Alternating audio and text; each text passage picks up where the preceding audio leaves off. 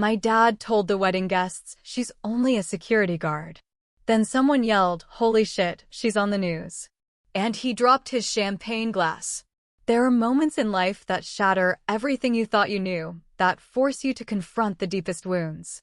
For me, that moment came at my father's lavish wedding, a day that started with his familiar, dismissive grimace every time he introduced me as just a security guard, and ended with him looking at me as if he'd never truly seen me before.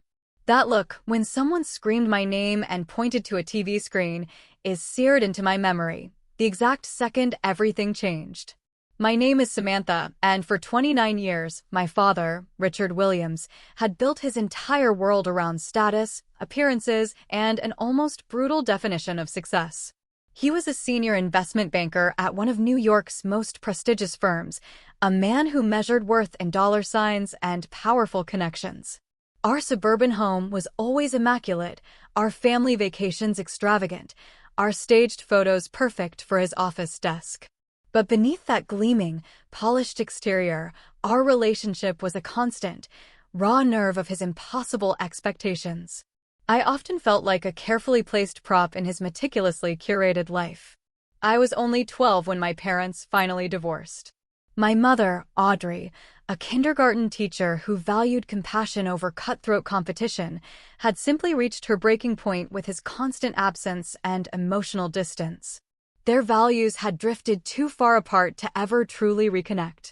The custody agreement meant my weekdays were spent in Mom's modest, warm apartment and my weekends in Dad's sleek penthouse overlooking Central Park. Those weekend visits, always tinged with a subtle pressure, grew increasingly tense as I got older and dared to make my own choices. Dad had my life meticulously mapped out: a prestigious university, then law school, followed by a coveted position at one of his friends' firms. So, when I announced my plans to join the military after high school, his reaction was nothing short of volcanic. He scoffed, his voice dripping with disdain. During one of our strained dinners, "The military, Samantha? People from our background don't enlist. They become officers, if they must serve at all." His words cut deep, a stark reminder of how little he understood me, how little he even tried to. But I enlisted anyway. Those 4 years in the Army were transformative. They taught me discipline, leadership, and, most crucially, that I had an undeniable passion for security and protection. After my honorable discharge, I used my GI Bill, not for a fancy law degree, but for criminal justice, working part-time as a campus security officer. From there, I meticulously built a career that filled me with immense pride, even if it never once impressed my father. By 29, I'd risen to a senior position at Meridian Protection Services, one of the most respected private security firms in the country. We handled everything from executive protection to high-profile event security. I specialized in threat assessment and had recently led security for a diplomatic conference, earning our firm national industry recognition. My supervisor had even nominated me for a Professional Achievement Award. None of that mattered to Dad. In his narrow world, success had a rigid definition. The fact that I wore a uniform instead of a power suit meant, to him, that I had failed. Period. So, when his wedding invitation arrived in the mail, heavy and embossed in cream and gold, I almost threw it away. "Richard Williams and Eleanor Harrington request the honor of your presence." Eleanor was wife number 3, a socialite from a banking family, a perfect fit for his gilded cage. They'd met at a charity gala, their engagement announced in the society pages of the New York Times, of course. "You should go," my friend Alicia urged, stirring her latte as I showed her the ornate card. "Maybe this time will be different." "Different how?" I asked, my voice flat. "He'll introduce me as his disappointment of a daughter who chose to be a security guard instead of a lawyer." Alicia's eyes sparked with defiance. "Then prove him wrong. Show up looking amazing. Be polite, be confident, and do not let him make you feel small." Shopping for wedding attire with Alicia became an all-day mission. We finally settled on a navy blue dress, elegant, understated, paired with simple silver jewelry. Looking in the mirror, I felt a tiny, fragile flutter of hope.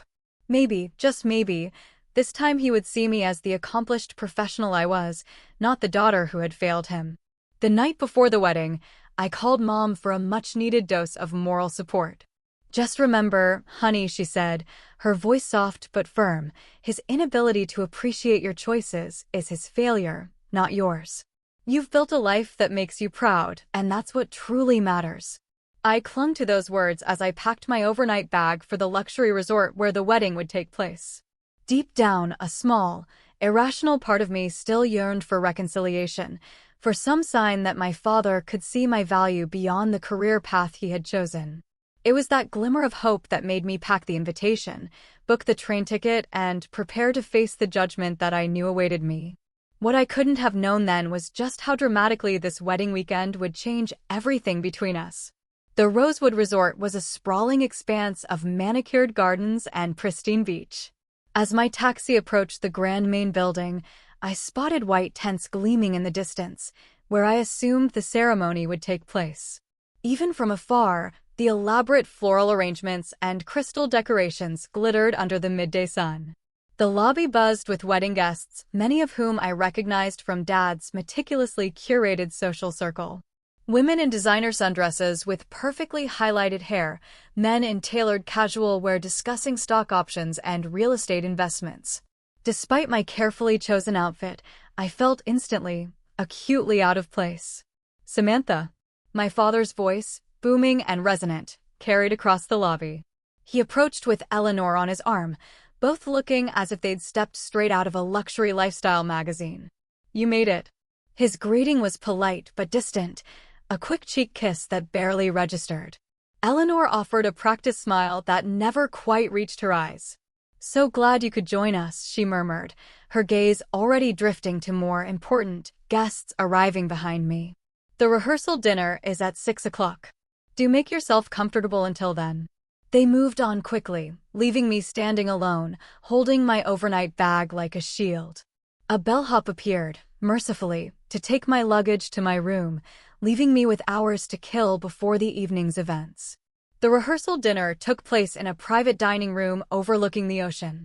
Round tables, draped in white linen, were adorned with elaborate centerpieces of orchids and roses. Place cards, in elegant calligraphy, directed guests to their assigned seats. Mine, predictably, was at a peripheral table, far from the head table where my father and Eleanor held court. I was halfway through a glass of wine, trying to disappear into the background, when my father appeared with an older couple in tow. "This is my daughter, Samantha," he said, his tone casual, almost dismissive. "She's a security guard. Not a security professional, not a threat assessment specialist, not a senior operative with Meridian Protection Services. Just a security guard." As if I spent my days checking IDs at a department store. "How interesting," the woman said, clearly struggling to find anything positive to add. "Richard tells us you were in the military," her husband interjected, attempting to rescue the conversation. "Yes, Army," I confirmed, "for years active duty." "Well, thank you for your service," he offered, and I could practically see them both mentally searching for a graceful exit.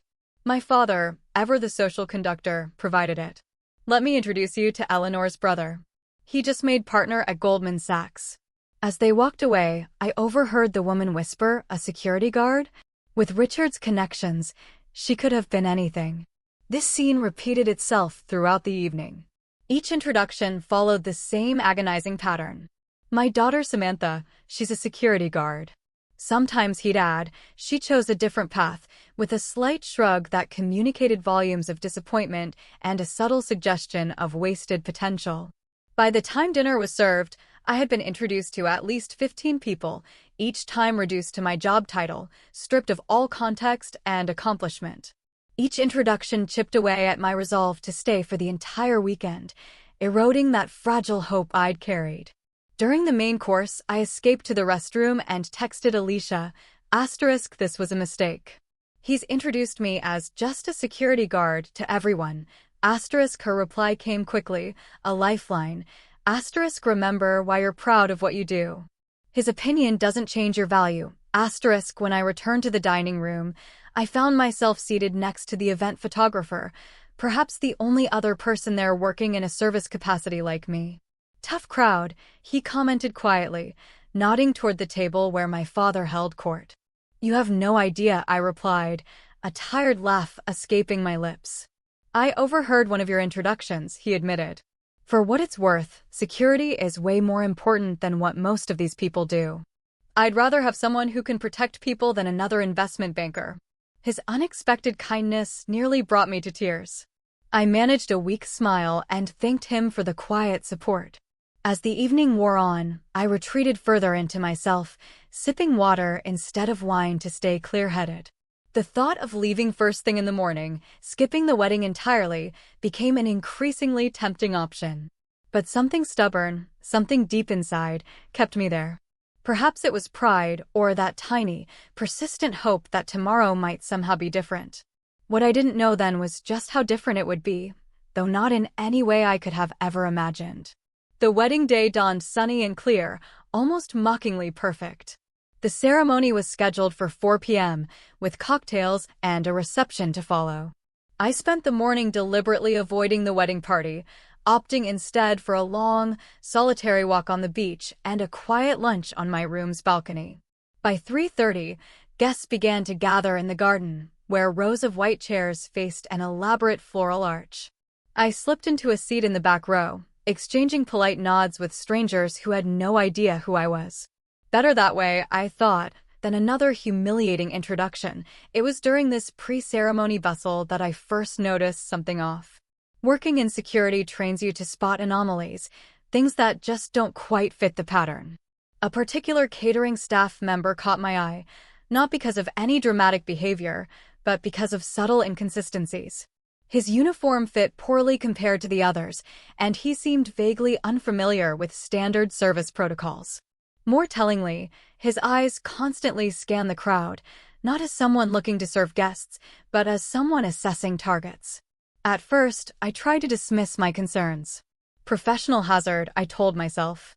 I see threats everywhere, but the nagging feeling persisted as I watched him speak briefly with 2 other staff members, both displaying the same heightened alertness that seemed so out of place for catering personnel. I discreetly moved closer, positioning myself near a service entrance where I could observe without being obvious. The man I had first noticed disappeared inside, and against my better judgment, a primal instinct kicking in, I followed at a distance.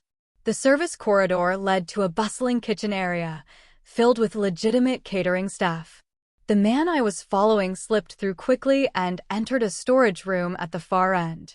I waited, pretending to be looking for a restroom when a kitchen worker glanced my way. Minutes later, the storage room door opened, and I ducked behind a large cart of glassware. The suspicious man emerged with the 2 others I had seen earlier. They spoke in hushed, urgent tones, and I managed to catch fragments of their chilling conversation. Rich pickings, estimated $2 million in jewelry alone, after the vows, during the champagne toast, for more coming through the east entrance. My blood ran cold. They were planning a robbery, and from what I could gather, it would be executed during the reception when guests would be distracted and valuables less guarded. The timing was strategically brilliant. A room full of wealthy people, adorned in their finest jewelry, with all attention focused on the newlyweds.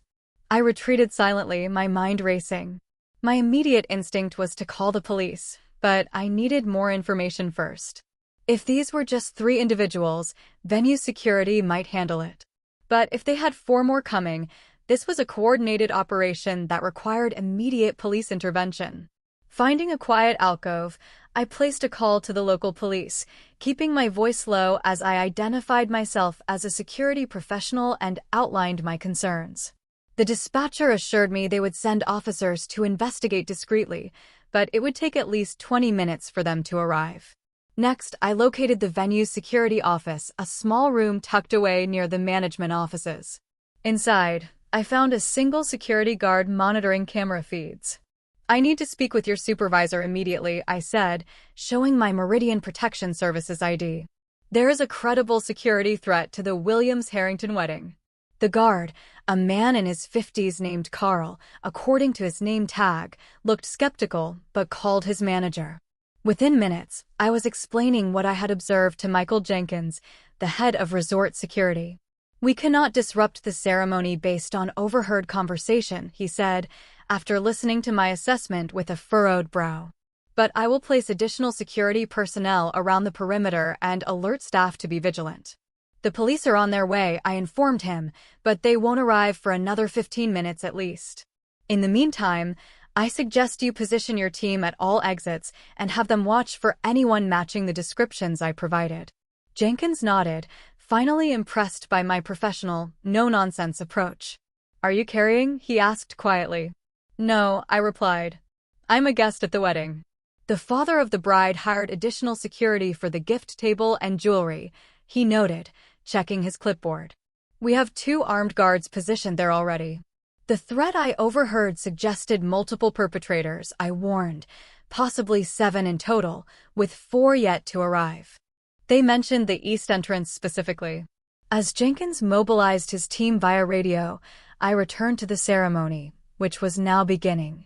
By the way, if you're still with me and on the edge of your seat, make sure to hit that subscribe button. More unbelievable stories like this one are coming. Guests were seated, music played softly, and the wedding party began their procession. I slipped into a seat at the very back, my attention divided between the ceremony and scanning the perimeter for any suspicious activity. My father stood at the altar, beaming, as Eleanor walked toward him on her father's arm. In that moment, as genuine joy crossed his face, I felt a pang of sadness for our broken relationship. But I pushed the thought aside, focusing instead on the immediate, growing threat.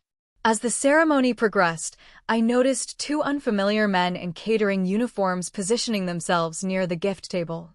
They moved with a deliberate casualness that raised immediate red flags. I discreetly texted Jenkins with their location and description, then slowly made my way toward the back of the seating area to maintain visual contact. The officiant was just pronouncing my father and Eleanor husband and wife when I spotted another suspicious individual near the bar setup for the reception. This one carried what appeared to be a concealed weapon under his jacket. My hand tightened around my phone as I typed another urgent alert to Jenkins. As guests applauded the newlyweds, I realized with growing alarm that the police had not yet arrived, and the situation was escalating far faster than anticipated. The robbery wasn't planned for later, as I had initially thought. They were positioning themselves now, ready to make their move. As the ceremony transitioned into the reception, I had mere seconds to decide my next move, warn my father and cause a scene that might provoke armed suspects into violent action, or continue monitoring while waiting for police backup. Years of training kicked in, and I chose the approach least likely to endanger innocent guests. Moving casually but purposefully toward the closest suspect, I prepared to do what I had spent years training for, even if it meant absolutely ruining my father's perfect wedding day. The transition from ceremony to reception happened with jarring speed. Servers appeared with trays of champagne, and guests formed a receiving line to congratulate the couple.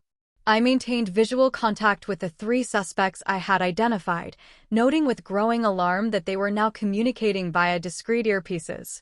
I checked my phone, no message from the police yet.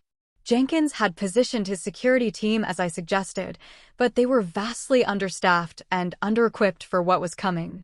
My military training and security experience screamed at me. This situation could deteriorate rapidly. The first unmistakable sign that the robbery was beginning came when the lights flickered briefly, an intentional disruption to the venue's electrical system. In that split second of confusion, I saw the suspect near the bar reach into his jacket. "Gun!" I shouted, my voice cutting through the festive chatter as I dove toward the nearest group of guests, shielding them instinctively. As the man pulled out a weapon, chaos erupted instantly. The armed man fired a shot into the air, the deafening crack causing screams and panic as guests ducked for cover. "Nobody move," he commanded, his voice cold and menacing. "This is a robbery. Cooperate, and nobody gets hurt." 2 more men revealed their weapons, while others began collecting valuables from terrified guests. I caught a glimpse of my father and Eleanor, huddled together, his arm protectively around her, their faces white with terror. As one of the robbers approached them, demanding jewelry, I assessed the situation from my position behind an overturned table. 7 armed robbers, at least 30 guests in immediate danger, no police in sight, and venue security, outgunned and hanging back, trying to maintain a perimeter. An elderly woman near me began experiencing what looked like a panic attack, drawing the attention of one robber who approached, his weapon raised. "Shut her up," he snarled to the woman's terrified companion. "She needs her medication, please," the elderly man stammered, his voice trembling. I said, "Shut her up." The robber raised his gun menacingly. I made my decision in that split second. Rising from my position, I addressed the gunman calmly. "I'm a medic," I lied, my voice steady despite my racing heart. "Let me help her before she has a full cardiac event." "You don't want a death on your hands. That's the difference between robbery and murder charges." The robber hesitated, his eyes narrowing, then jerked his gun toward the elderly woman. "Make it quick." I moved slowly, hands visible, kneeling beside the woman while assessing the positions of all armed suspects in my peripheral vision. Deep breaths, I instructed quietly, even as my mind screamed through tactical options. "I'm going to help you and everyone else here. Just focus on breathing." The woman's companion squeezed my hand in silent gratitude. As I pretended to help with breathing exercises, I spotted the local police arriving outside through a window, their flashing lights a beacon of hope. The robbers, too busy collecting valuables, hadn't noticed yet. The leader was now confronting my father, demanding his watch and Eleanor's diamond necklace. "Take it," my father said, his voice shaking as he unclasped his expensive watch. Eleanor, tears streaming down her face, removed her necklace. The leader snatched the jewelry, then pointed his gun directly at my father's chest. "The safe code for the bridal suite." "No." My father paled. "I don't know it by heart. I need to check my phone." "No phones," the robber snapped, pressing the gun barrel against my father's temple. Something inside me snapped at the sight of my father so vulnerable. Whatever our differences, I would not, watch him die. I caught the eye of the venue security chief across the room and gave him a subtle, prearranged nod. He understood my signal and immediately readied his team. "There's a master list of codes at the front desk," I called out, drawing the leader's attention away from my father. "I work here. I can get it for you." The leader turned suspicious. "You work here doing what?" "Security," I said, rising slowly to my full height. "I know the resort protocols." His greed, the prospect of easier access to the resort's secure areas, drew him in. As he came within range, I made my move. Years of combat training took over, a finely honed instinct. In one fluid motion, I disarmed him, using his momentum against him to take control of his weapon while simultaneously striking a precise blow to his solar plexus. He doubled over, gasping for air, as I secured his gun. His accomplice reacted immediately, firing in my direction. I felt a searing pain in my upper arm, a white-hot jolt, but maintained my grip on the leader, using him as a shield while calling out to the security team now. The venue security team, along with 2 undercover police officers who had managed to blend in with the initial chaos, emerged from their positions. Gunfire erupted briefly, but the robbers, seeing their leader captured and police presence established, began to surrender. One tried to escape through the kitchen, grabbing a server and taking her hostage. I handed the subdued leader to a police officer and, despite the bleeding wound in my arm, pursued. Moving silently through the kitchen, my senses sharpened by adrenaline and purpose, I located them near the loading dock. "It's over," I called out, my voice firm. "Police have the building surrounded." The robber tightened his grip on the terrified server. "Back off, or I'll shoot her." I kept my voice calm and authoritative, a soothing command. "You're making this worse. Armed robbery becomes attempted murder if you pull that trigger. Right now, with good behavior, you might see daylight again someday." While maintaining eye contact and dialogue, I shifted position gradually, creating a better angle of intervention. "There's no way out," I continued. "Put down the weapon and let her go." For a tense, agonizing moment, I thought he would shoot. Then, perhaps seeing the unshakable determination in my eyes, he lowered his gun ever so slightly. That momentary hesitation was all I needed. I lunged forward, deflecting his weapon arm while simultaneously freeing the hostage with a precise strike to his wrist. The gun clattered to the floor as I subdued him with the restraint hold I had perfected during my military service. Police officers rushed in seconds later, securing the suspect and checking on my injury, which was bleeding freely. "You need medical attention now," one officer insisted, his eyes on my rapidly staining dress sleeve. "Check on the guests first," I replied, pressing a kitchen towel against my wound. "There's an elderly woman who needs medical assistance in the reception area." Making my way back to the main hall, I found the scene secured. Police had all suspects in custody, and paramedics were attending to guests. My father stood with Eleanor, both looking utterly shell-shocked as they spoke with a detective. When my father saw me, his face registered pure shock at the blood soaking my dress sleeve. "Samantha, you're hurt." "It's just a graze," I said, though the pain was intensifying as the adrenaline began to fade. "Are you both okay?" Before he could answer, a paramedic intercepted me, insisting on examining my wound. As I was led to a treatment area, I heard one of the guests whisper, "That's Richard's daughter." "Did you see what she did?" The next hour passed in a blur of police statements and medical treatment. The bullet had indeed just grazed my arm, requiring stitches, but causing no serious damage. As the paramedic worked, police officers came to take my statement, expressing amazement at my intervention. "If you hadn't identified the threat and acted when you did," the police captain told me, his voice grave, "this could have been a massacre. These men are part of a crew that has hit 3 other high-profile events this year. They don't usually leave witnesses." I downplayed my actions, insisting I had just done what anyone with my training would do. Eventually, the commotion subsided. Guests were allowed to leave after giving statements, though many lingered, discussing the dramatic events in hushed, awestruck tones. My father approached as the paramedic finished bandaging my arm. "The police said you saved lives today," he said, his voice uncharacteristically subdued, almost reverent.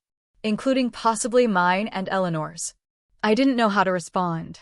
Years of dismissal and disappointment couldn't be erased by one moment of crisis, no matter how dramatic. "I was just doing my job, Dad," I said quietly, the words echoing his own past dismissiveness. "Even if it's just being a security guard," his face flushed, a flicker of guilt crossing his features. Eleanor touched his arm, perhaps sensing the tension. "We are so grateful, Samantha," she offered, her voice genuinely warm. "The police want to interview you again tomorrow for the investigation. Will you come to the brunch?" Exhausted and emotionally drained, I agreed, simply to end the conversation. All I wanted was to shower, change out of my blood-stained dress, and sleep. The reception was, quite obviously, cancelled. The venue was now a crime scene, being processed by forensic teams. As I left, a local news crew was setting up outside, interviewing shaken guests about the attempted robbery. I slipped past them, unnoticed for once, and returned to my room alone. I awoke the next morning to my phone buzzing incessantly with notifications. My arm throbbed as I reached for it, memories of the previous day flooding back as I read through the messages. Alicia had texted multiple times after seeing early reports of the incident. My boss at Meridian had called twice, leaving messages asking if I was okay and saying the company was incredibly proud. There were even messages from former military colleagues who had somehow heard about what happened. The most surprising notification was a voicemail from my mother. "Honey, I just saw what happened on the morning news. Call me as soon as you can. I'm so proud of you, but so worried too." News. I had avoided the reporters yesterday, but apparently, the story had still made headlines. I turned on the television in my hotel room and found a local channel already running the story. Breaking news: attempted armed robbery at luxury resort wedding foiled by security expert. 7 suspects in custody after dramatic intervention by wedding guest identified as security professional Samantha Williams. I watched in disbelief as shaky cell phone footage showed portions of the incident, followed by interviews with grateful guests describing my actions in increasingly heroic terms. "She moved like something from an action movie," one guest gushed. "She saved that elderly couple and then took down the leader right as he was threatening the father of the bride." Another segment showed the police captain at a press briefing. The quick thinking and courageous actions of Miss Williams prevented what could have been a tragic outcome.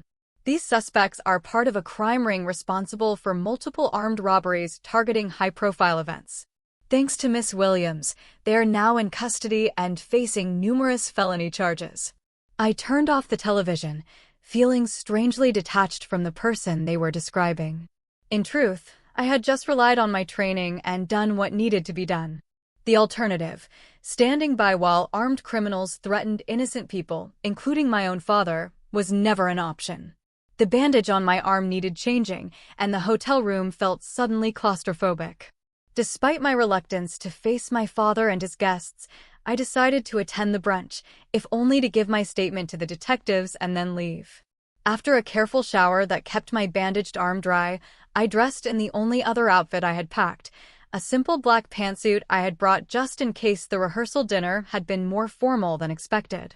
It would have to do, though the jacket fit awkwardly over my bandaged arm. The brunch was being held in a different room than the originally planned venue, a smaller space that felt somber compared to yesterday's elaborate setup. When I arrived, the event was already underway, with subdued guests picking at breakfast buffet offerings while discussing the previous day's drama in hushed tones. Eleanor spotted me first, breaking away from a conversation to approach. "Samantha, thank you for coming," she said, her usual polished facade showing cracks of genuine emotion. "How's your arm?" "It will heal," I replied simply. "I understand the detectives wanted to speak with me again." "Yes, they should be here soon." She hesitated, then added, "Richard has been trying to explain to everyone how proud he is of you. It's all been such a shock." I nodded, not trusting myself to respond. After years of dismissal, my father's sudden pride felt hollow, a reaction to public acclaim rather than genuine appreciation of who I was. As I made my way to the buffet, picking up a cup of coffee, I had no appetite for actual food. I noticed the stares and whispers following me. Guests who had barely acknowledged my existence yesterday now watched me with newfound, almost voyeuristic interest. My father was holding court at a table near the windows, surrounded by his closest friends. He seemed to be midway through a story, gesturing emphatically. As I approached, I caught the tail end of his words, "Always knew she had potential." That military training really paid off, didn't it? I paused, coffee cup halfway to my lips. Was he actually trying to take credit for my actions? Implying he had supported my military service when he had actively opposed it? Before I could decide whether to confront him, a staff member approached to inform me that the detectives had arrived and were waiting to speak with me in a private room. Grateful for the interruption, I followed her out. The interview with the detectives was straightforward. They needed additional details for their investigation and wanted to confirm certain timeline elements. They informed me that all 7 suspects were in custody and that evidence in their vehicle had linked them to 3 previous armed robberies at high-end events. "You'll likely be called to testify when this goes to trial," the lead detective explained. "And there's already talk about a civilian commendation from the department." I thanked them, but downplayed the suggestion of any award. I was just doing what I'm trained to do. "Well, not everyone with training acts when the moment comes," the detective replied, a small smile playing on his lips. "From what we've gathered, you saved lives yesterday." When I returned to the brunch, I intended to make a quick exit. I had given my statement, made an appearance, and saw no reason to prolong what was already an uncomfortable situation. My father, however, had other ideas. "There she is," he called out as I entered, drawing all eyes in the room to me, the hero of the hour. I forced a polite smile, deeply uncomfortable with the sudden, intense attention. My father approached, putting an arm around my shoulders in a show of affection that felt foreign after years of emotional distance. "I was just telling everyone how you've always had this protective instinct," he said, loudly enough for nearby tables to hear. "Remember when she was 10 and stood up to that bully at school? Always looking out for others, my Samantha." The selective memory and blatant revisionist history were too much. I carefully, deliberately extracted myself from his grasp. "Dad, I should really get going. I have a train to catch." "Nonsense. You can't leave yet. People want to hear about your security work now." The way he said security work was different than before. Not dismissive, but almost boastful, as if my career had suddenly become acceptable, now that it had made him look good by association. I was saved from having to respond by a commotion near the bar area of the room. Someone had turned up the volume on the television mounted on the wall, which was showing a breaking news segment. We have more details on yesterday's dramatic foiling of an armed robbery at the Rosewood Resort, the news anchor was saying, her voice crisp and urgent. The security expert who intervened has been identified as Samantha Williams, a decorated military veteran currently employed by Meridian Protection Services. The screen switched to show a professional headshot of me from Meridian's website, followed by security camera footage of the incident that someone had obviously provided to the media. There I was, moving with decisive purpose as I disarmed the lead robber and coordinated with security personnel. A hush fell over the brunch, an almost palpable silence, as everyone turned to watch. The news segment continued with interviews from law enforcement and security experts praising my actions and professional assessment of the threat. Then came something I had not expected, footage of me pursuing the final suspect through the kitchen and resolving the hostage situation, captured by the venue's internal security cameras. I hadn't realized anyone had recorded that part of the incident. As the footage played, someone across the room exclaimed, loudly enough for everyone to hear, "Holy shit, she's on the news." All eyes swiveled from the television to me, standing frozen near the doorway. I watched my father's reaction as he stared at the screen, his champagne glass slipping from his fingers and shattering on the floor. The sound seemed to echo in the sudden, cavernous silence of the room. The news anchor continued, according to police, this criminal organization has been targeting high-profile events for months. Sources close to the investigation tell us the jewelry and valuables they had already collected from guests at yesterday's event were valued at over $300,000 before Williams intervened. As the segment ended, the room erupted in conversation, with guests pointing between me and the television in a mixture of amazement and dawning comprehension. My father remained rooted to the spot, champagne pooling around his expensive shoes. His expression was a complex mixture of shock, profound embarrassment, and something that might have been the very beginning of genuine respect. In that moment, everything changed. Not because I needed or wanted his approval, but because for the first time, he was seeing me as I truly was, professional, capable, and valuable on my own terms, not his. The broken champagne glass seemed to break something in the room's atmosphere as well. The polite society veneer cracked open, and suddenly everyone wanted to speak to me. Guests who had barely nodded hello the previous day now approached with effusive praise and a barrage of questions about my work. "Is it true you were decorated in the military?" one of my father's business associates asked, his tone now respectful. "You work for Meridian? They handled security for the governor's inaugural ball, didn't they?" Another questioned, eyes wide.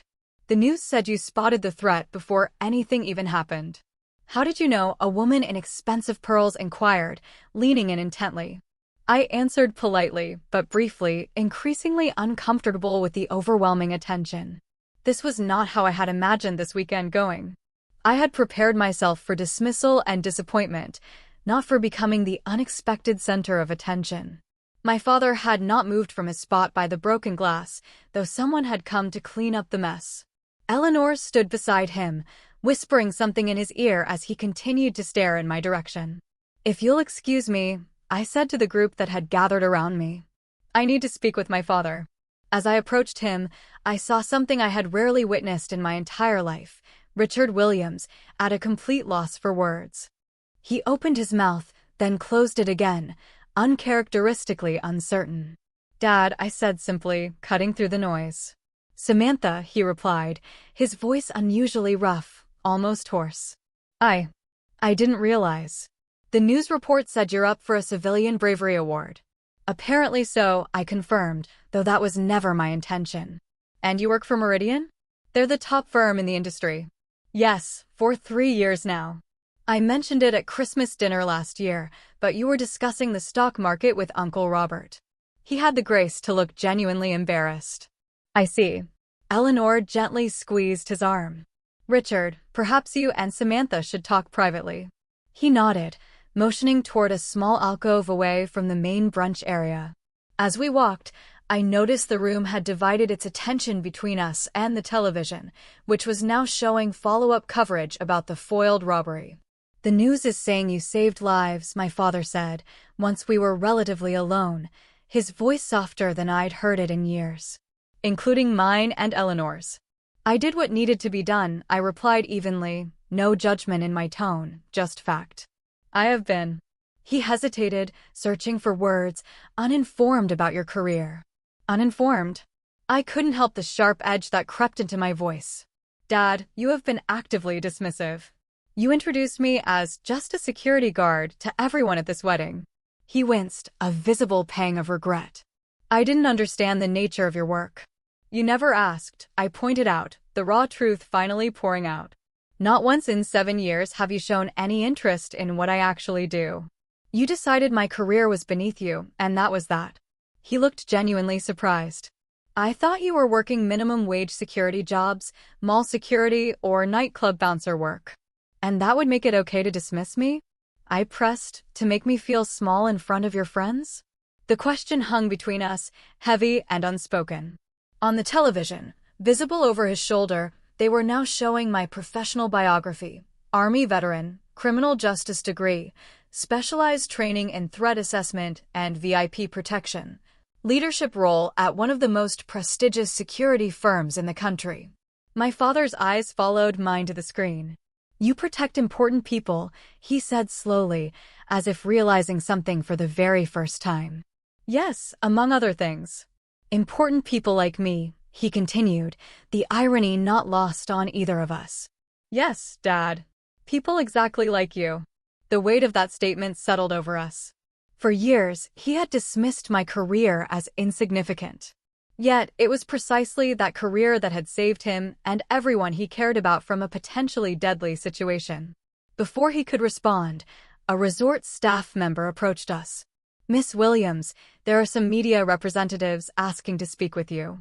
The manager wanted me to check if you are willing to make a statement." I shook my head. "Please tell them I am not interested in interviews at this time." After the staff member left, my father looked at me with newfound curiosity. "You don't want the publicity? It could be good for your career." "My career is doing fine without it," I replied, a quiet strength in my voice. "I didn't intervene yesterday for recognition." "Then why did you?" he asked, and I was surprised to hear genuine interest in his question. "Because it was the right thing to do. Because people were in danger. Because it's what I'm trained for." I paused, then added more quietly, the words of vulnerability I rarely showed him, and because despite everything, I would never stand by and watch you get hurt. Something shifted in his expression then, a softening around the eyes that I had rarely, if ever, seen directed at me.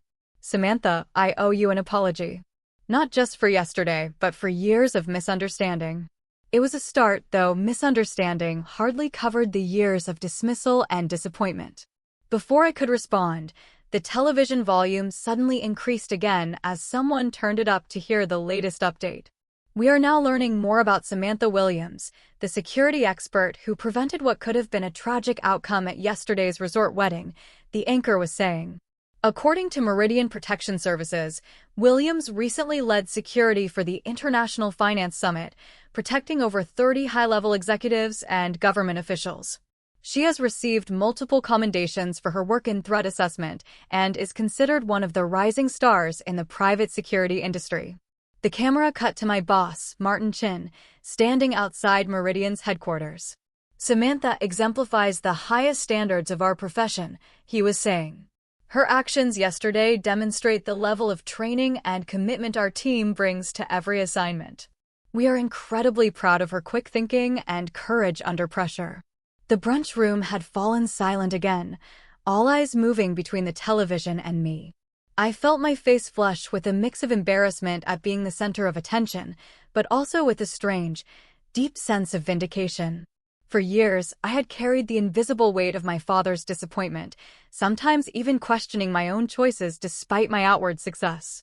Now, suddenly, my world was being broadcast for all to see, including the father who had never bothered to look. As the news segment ended, a slow, Scattered applause began building until the entire room was clapping. My father, after a moment's hesitation, joined in, his eyes never leaving my face. The applause eventually died down, and guests returned to their conversations, though now they all seemed to be about me.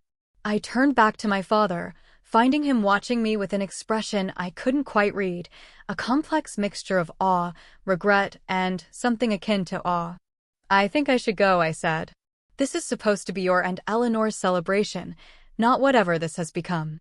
"Wait," he said, reaching out to touch my arm, then stopping short when he noticed my bandage. "You were shot protecting us. It's just a graze. That's not the point." He shook his head. "You put yourself at risk for a room full of people who didn't even know your name, including me, who—" He trailed off, unable to finish the thought. The unspoken truth hung between us, heavy and clear, including him, who had never valued what I did until it saved his life.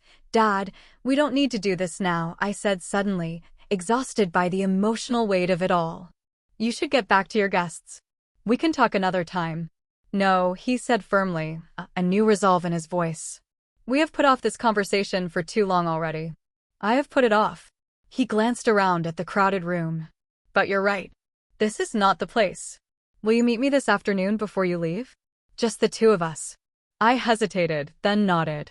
"Text me when and where." As I turned to go, my phone buzzed with an incoming call. It was Martin, my boss at Meridian. I excused myself and stepped out to take the call. "Samantha, are you okay?" he asked immediately. "I just saw the full news report." "I'm fine," I assured him.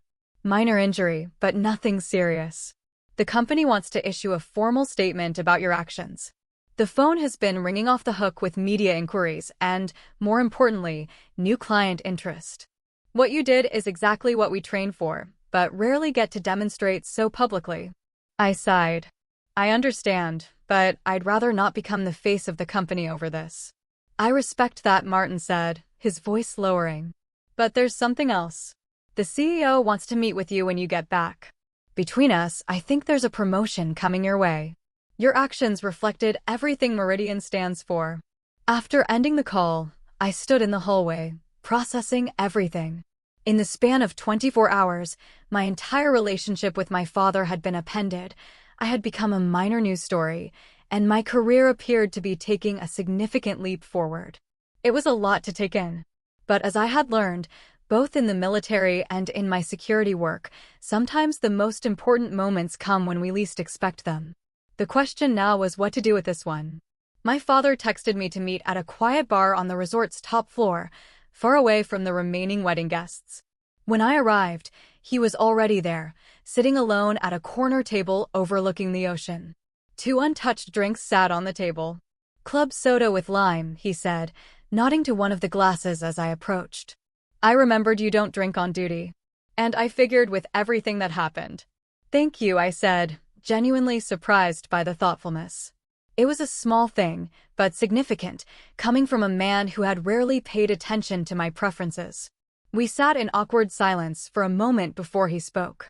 "I watched more of the news coverage after you left. They interviewed some security expert who explained exactly what you did. How you recognized the threat pattern, how you positioned yourself strategically, how you used minimal force to maximum effect." He shook his head in wonder.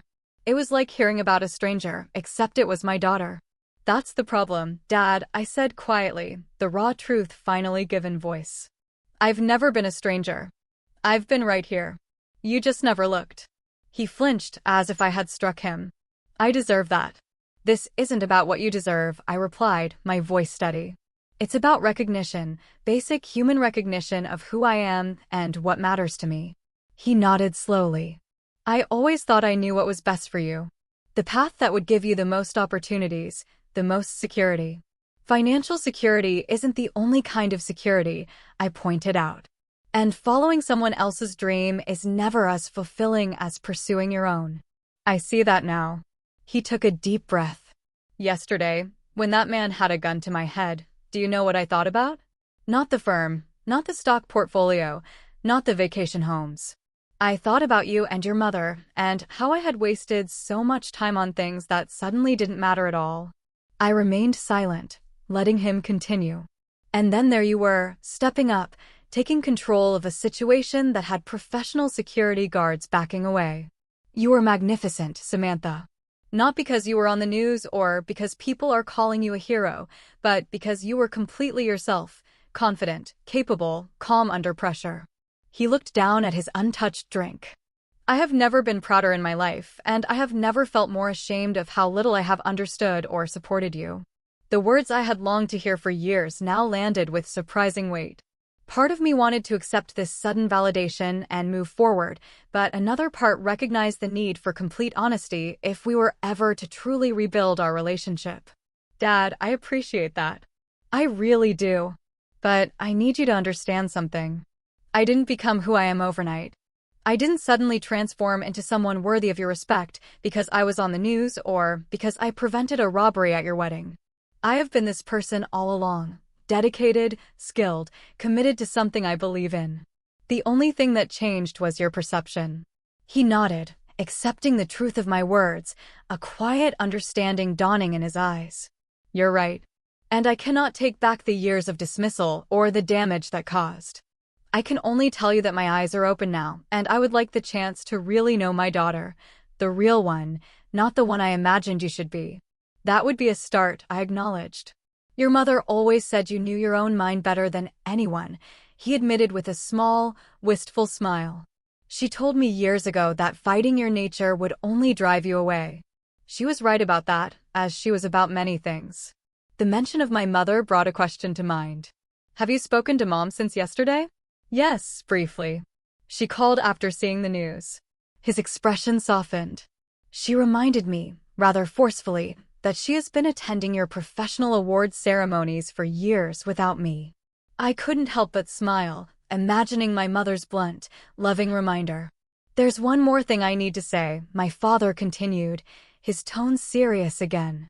Thank you. Not just for what you did yesterday, but for being who you are, despite my lack of support. That takes a kind of strength I'm only now beginning to appreciate. The sincerity in his voice touched something deep inside me. For the first time in our conversation, I felt the wall between us begin to truly crumble. In the weeks that followed, my life changed in ways both expected and surprising. The footage of the incident went viral, leading to a flood of media requests that I mostly declined.